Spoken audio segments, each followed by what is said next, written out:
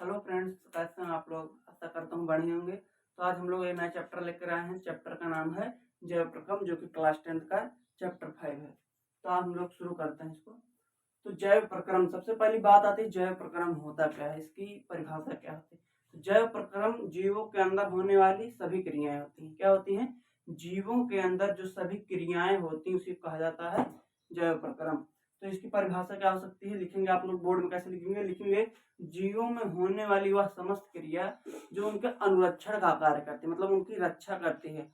और क्या करती है? उनको टूट फूट से बचाती है और उनके लाइफ को प्रोग्रेस करती है, मतलब उनके लाइफ को आगे बढ़ाती है। तो उसी को कहा जाता है जैव प्रक्रम। इंग्लिश में कहा जाता है इसको लाइफ प्रोसेस कहा जाता है। तो हम लोग इसके आगे बढ़ते हैं, देखते हैं।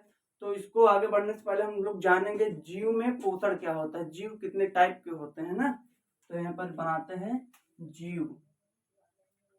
तो हमारा हेडिंग आया है जीव। जीव कितने टाइप के होते हैं? तो जीव होते हैं बेसिकली दो टाइप के। एक होते हैं स्वपोषी जीव। क्या होते हैं फ्रेंड्स? एक होते हैं स्वपोषी जीव और दूसरा होता है परपोषी जीव। हमारे जीव कितने टाइप के होते हैं? बेसिकली दो टाइप के होते हैं। पहले होते हैं स्वपोषी जीव, दूसरे होते हैं परपोषी जीव। तो स्वपोषी जीव कौन कौन से होते हैं? स्वपोषी जीव में हमारा मेनली आता है पादप, जिसको कहा जाता है पेड़ पौधे। ये अपना पोषण कैसे प्राप्त करते हैं? तो ये अपना पोषण क्या होते हैं? प्रकृति से प्रकाश संश्लेषण की क्रिया द्वारा संपन्न करते हैं।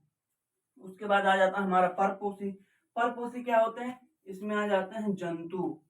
जंतु को होता है फ्रेंड्स, जंतु वे होते हैं जो क्या करते हैं, एक जगह से दूसरी जगह चल फिर सकते हैं और अपना भोजन खुद से नहीं बना सकते हैं। अपना भोजन खुद ना बनाने के कारण इनको क्या कहा जाता है? परपोषी। जैसे हो गया गाय, हो गया भैंस, हो गया मनुष्य, हो गया, ये सब क्या होते हैं? दूसरे के ऊपर डिपेंडेंट रहते हैं। तो आप लोग इसको पहले नोट कर लीजिए, इसके बाद हम लोग इसको मिटाने वाले हैं। नेक्स्ट देखते हैं।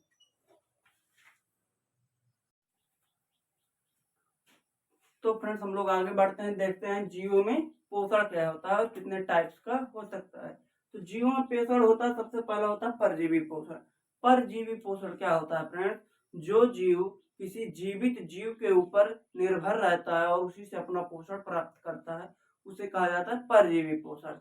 मतलब इसकी परिभाषा कैसे लिखेंगे? जो जीव अपना भोजन किसी जीवित जीव से अपना मतलब भोजन प्राप्त करता है, किसी पदार्थ से प्राप्त करता है, उसको क्या कहा जाता है? परजीवी पोषण कहा जाता है। तो उदाहरण क्या आता है? जैसे मच्छर होता है। मच्छर क्या होता है?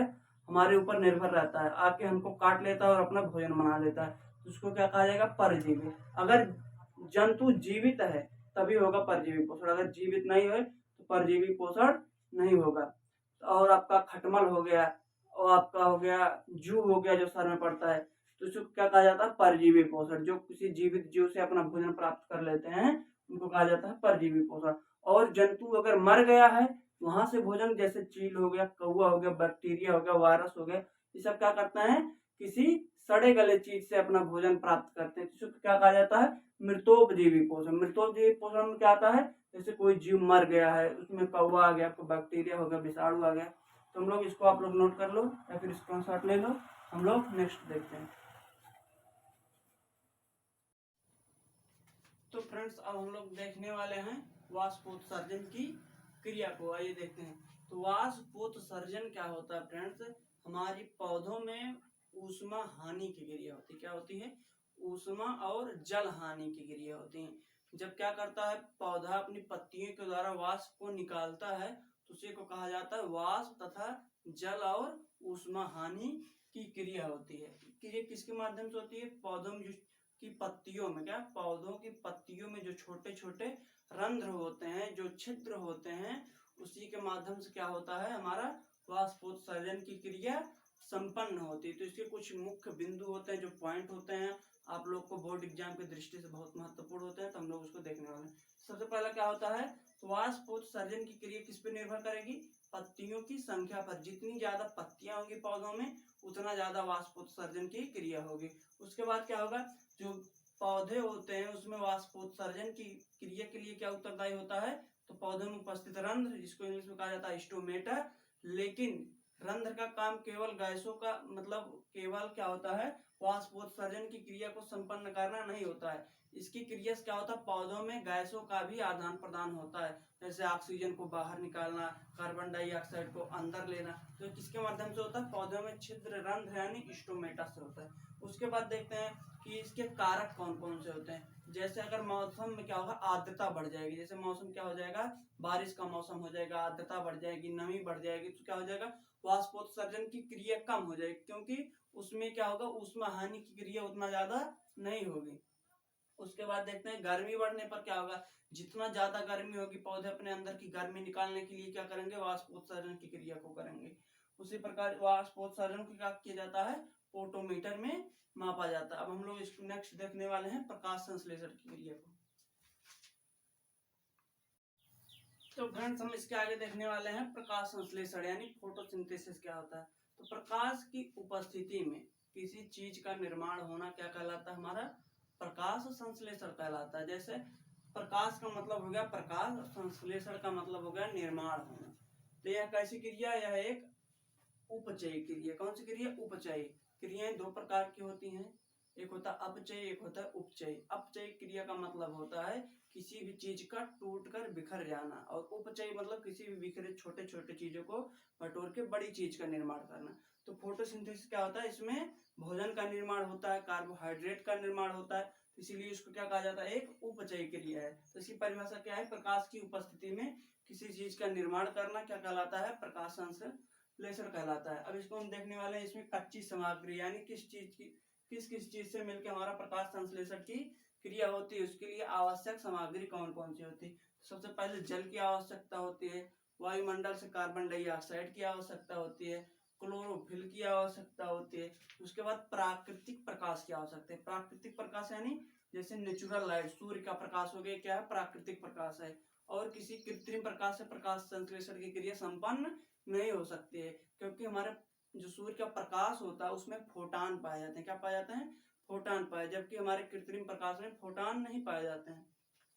और इसके लिए क्या होता है, वो प्रकाश में कौन कौन सा रंग उत्तरदायी होता है प्रकाश संश्लेषण क्रिया के लिए, लाल, नीला और बैगनी, यही तीन कलर क्या कर सकते हैं, प्रकाश संश्लेषण की क्रिया को करा सकते हैं। तो हम लोग इसका फार्मूला देखने वाले हैं। तो क्या होता है, इसका फार्मूला होता है 6O2 प्लस 12H2O।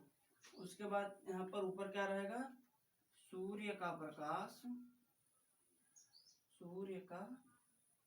प्रकाश, नीचे रहेगा क्लोरोफिल रहेगा। क्या रहेगा, क्लोरोफिल, क्योंकि इसी की उपस्थिति में हमारा प्रकाश संश्लेषण होता है। तो बनेगा क्या, C6H12O6 plus 6O2 plus 6H2O। तो हमारा जो C6H12O6 है, क्या है हमारा, कार्बोहाइड्रेट है, हाइड्रेट। ये क्या होता है, हमारा कार्बोहाइड्रेट होता है। तो इसी क्या करते हैं, पौधे अपने भोजन के रूप में इस्तेमाल करते हैं। 6O2 plus 12H2O plus 6H12O6 plus 6O2 plus 6H2O। तो अब हम लोग इसको, आप लोग नोट कर लो, नेक्स्ट देखने वाले हैं।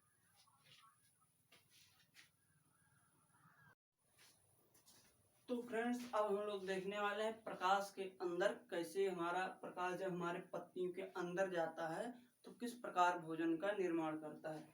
तो हमारा जो स्टोमेटा होता है, पहले हम लोग एक चित्र बनाएंगे, पत्ती का चित्र बनाएंगे। क्या बनाएंगे, पत्ती का चित्र बनाएंगे।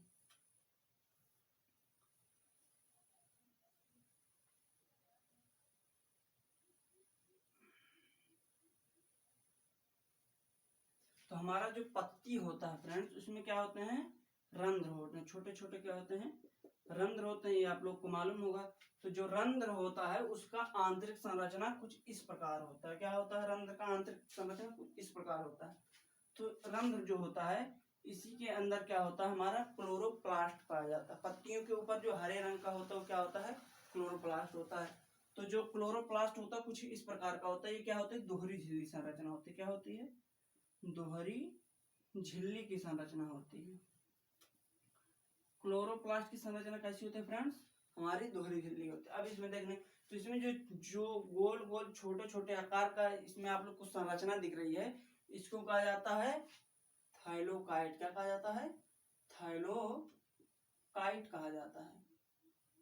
तो थाइलोकाइट में क्या होता है फ्रेंड्स, तो ये जो पूरा समूह है इसको कहा जाता है थाइलोकाइट। और जो एक संरचना है इसको जो एक गोल संरचना केवल एक, इसको कहा जाता है ग्रेना। क्या कहा जाता है? ग्रेना कहा जाता है। क्या कहा जाता है फ्रेंड्स? ग्रेना कहा जाता है। अब देखो ग्रेना में क्या होता है, ग्रेना में हमारा जो थाइलोकाइट में जो ग्रेना होता है इसमें मौजूद होता है मैग्नीशियम। इसके बीच में क्या होता है? मैग्नीशियम होता है। तो मैग्नीशियम में इलेक्ट्रॉन्स होते हैं, क्या होते हैं? 12 इलेक्ट्रॉन्स होते हैं। तो जब हमारा प्रकाश आके मैग्नीशियम पर पड़ता है, किस पे पड़ता है? मान लो प्रकाश ऐसे आएगा मैग्नीशियम रंध्र के द्वारा मैग्नीशियम पर जाके पड़ेगा, तो क्या करेगा? मैग्नीशियम क्रिया करने लगी। तो क्रिया के फलस्वरूप क्या बनाने लगेगा? NADP और ATP बनाने लगेगा। तो NADP जब क्रिया करने लगेगा तो H2O का क्या हो जाता है? जल अपघटन हो जाता है। तो H2O का जब जल अपघटन होता है तो H2 अलग हो जाता है और O अलग हो जाता है। तो क्या करता है? H2O का क्या हो जाता है? जल अपघटन बन जाएगा H, और H2 और O बन जाएगा। तो H2 किससे क्रिया कर लेगा? H2 को पसंद करता है NADP। तो NADP क्या होगा? H2 से क्रिया करके बना लेगा NADPH2 बना लेगा। क्या बना लेगा? NADPH2। तो यही क्रिया होती है हमारी प्रकाशिक क्रिया। प्रकाशिक क्रिया यानी हिल रिएक्शन। प्रकाशिक क्रिया होती है, क्या होती है? प्रकाशिक क्रिया। तो जब यह क्रिया संपन्न हो जाती है तब यही पदार्थ कहां पर आ जाते हैं? हमारे स्ट्रोमा में। ये जो छोटा छोटा आपको ऐसे डार्क संरचना दिख रही है इसको कहा जाता है स्ट्रोमा कहा जाता है। तब क्या होता है? NADP क्या करता है? स्ट्रोमा NADP को भगा देता है। तो ये खुद से बनाता है RUDP। क्या बनाता है? खुद से RUDP का निर्माण करता है। तो RUDP क्या करता है? यहाँ पर ये जो हमारा ऑलरेडी है ऑक्सीजन बचा है, तो ऑक्सीजन क्या करता है? RUDP ऑक्सीजन को पसंद नहीं करता, इसलिए ये ऑक्सीजन से क्रिया नहीं करता है। तो ये अपने मन पसंद बनाता है कार्बन डाइऑक्साइड को। किसको बुलाता है? CO2 को बुलाता है। किसको? तो ये क्रिया कर लेता है CO2 से। क्या होता है? CO2 से क्रिया करके बना लेता है RUDP, CO2 बना लेता है। इसको कहा जाता है डार्क क्रिया। क्या कहा जाता है? डार्क क्रिया। और NADPH2 क्या कहा जाता है? हिल क्रिया यानी प्रकाश। ये प्रकाश की उपस्थिति में होता है, ये प्रकाश की उपस्थिति में नहीं होता है। तो अगर आप लोग को वीडियो अच्छा लगा हो तो चैनल को लाइक करें, वीडियोस को लाइक करें और चैनल को सब्सक्राइब करें। तो इसके बाद हम लोग नेक्स्ट देखने वाले हैं, क्या देखेंगे हम लोग? अगले वीडियो में हम लोग देखेंगे पाचन, देखेंगे श्वसन, देखेंगे ये सब क्रिया देखेंगे। तो वीडियो ज्यादा लंबा हो जाएगा, इसलिए हम लोग इसको यहीं पर रोक देते। इसका हम लोग पार्ट 2 बनाएंगे। तो पार्ट 2 में नेक्स्ट देखेंगे। Love you, take care.